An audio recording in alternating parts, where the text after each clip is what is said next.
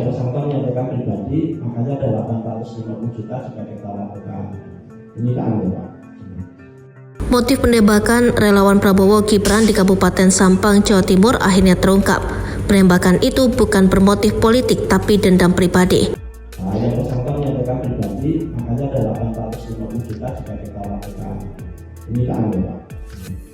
Sosok otak di balik penembakan sang relawan yang bernama Muara ialah oknum kepala desa Muhammad Wijdan. Bahkan sang kepala desa telah menyiapkan dana 50 juta rupiah untuk para eksekutor penembakan.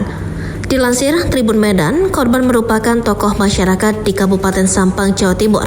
Ia terluka setelah ditembak oleh orang tak dikenal pada Jumat 22 Desember 2023 lalu.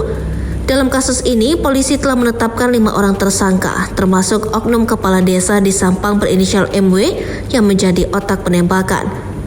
Jadi, tersangka MW adalah otak dalam kasus penembakan ini, kata Direktur Reserse Kriminal Umum Polda Jatim, Kombes Toto Suharyanto, Kamis 11 Januari 2024. Kombes Toto mengungkapkan penembakan tersebut dilatar belakangi oleh dendam bukan karena perkara politik.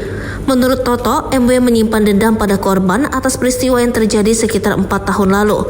Anak buah MW pada 2019 lalu pernah ditembak oleh korban, sehingga MW membalas dendam merencanakan penembakan.